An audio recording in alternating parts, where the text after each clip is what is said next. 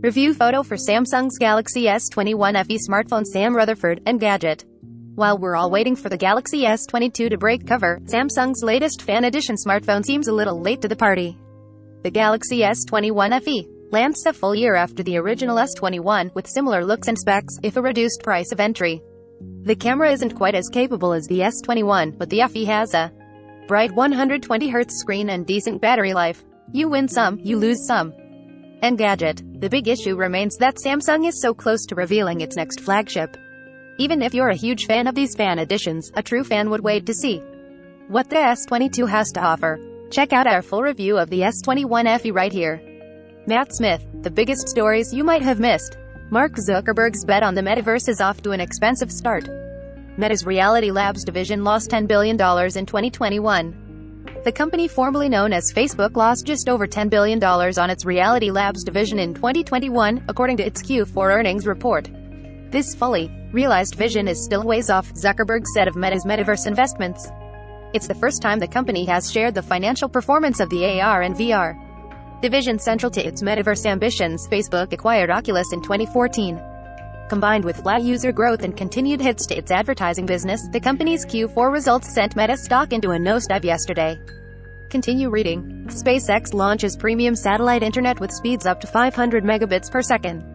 You'll pay for the privilege, however.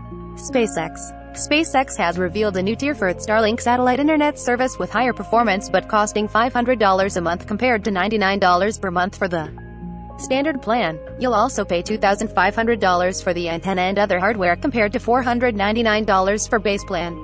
Starlink Premium will offer speeds between 150 and 500 Mbps with 20 to 40 milliseconds of latency, up from 50 to 250 megabits per second with the same latency. Continue reading. Sony drops PlayStation 5 sales forecast again due to chip shortage. It's well behind where the PS4 was at the same stage. Sony is still struggling to make enough PlayStation 5 consoles to keep up with demand. During its key holiday fiscal quarter, it shipped 3.9 million units for a total of 17.3 million since launch, the company said in its earnings report. That's considerably behind the 20.2 million units the PS4 had managed at the same point in its life cycle. Continue reading. Spotify CEO admits content policy should have been public before now. While Joe has a massive audience, he also has to abide by those policies.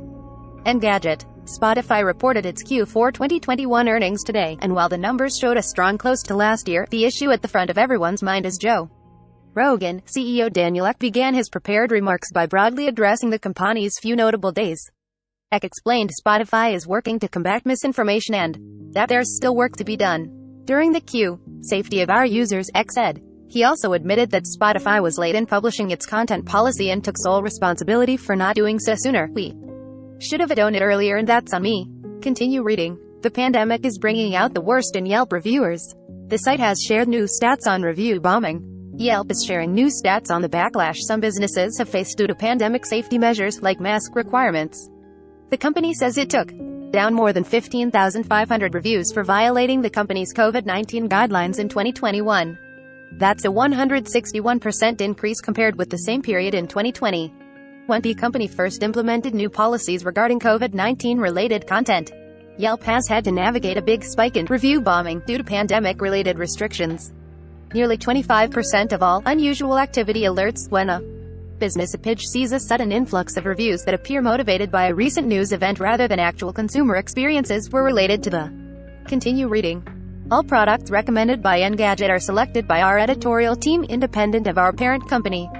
Some of our stories include affiliate links. If you buy something through one of these links, we may earn an affiliate commission.